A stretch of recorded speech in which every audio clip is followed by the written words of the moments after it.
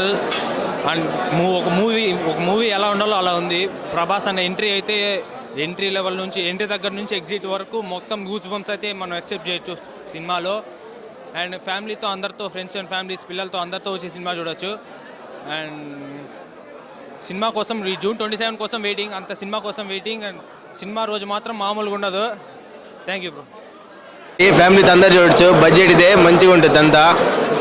తర్వాత ఫైటింగ్లు, car super అనమాట. Car అయితే అవారంగా ఉంది అయితే.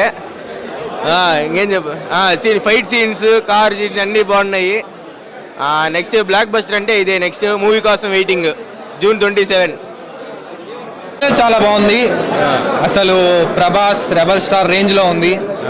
జూన్ 27 అసలు ఫుల్ ఫిక్సిబుల్ మీల్స్ చూసేస్తాం, ఫుల్ దమ్ బిర్యానీ టైప్లో.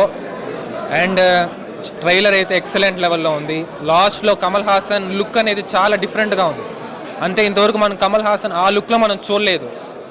అండ్ అలాగే హీరోయిన్స్ కూడా ఎక్స్ట్రాడినరీగా పర్ఫామ్ చేశారు.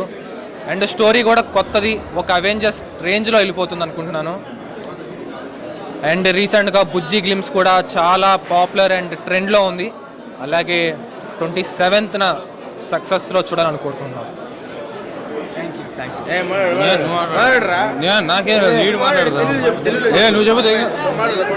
ట్రయల్ అయితే సూపర్గా ఉంది.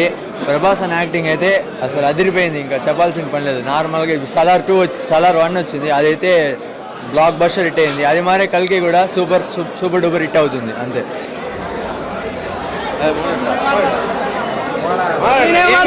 సినిమా అయితే బాగుంది, ఫ్యామిలీతో అందరితో చూడొచ్చు చెప్పు. సినిమా అయితే బాగుంది, బ్లాక్ బస్టర్ హిట్ అయితే ఫ్యామిలీస్ అందరూ చూడొచ్చు అంతే. Thank you.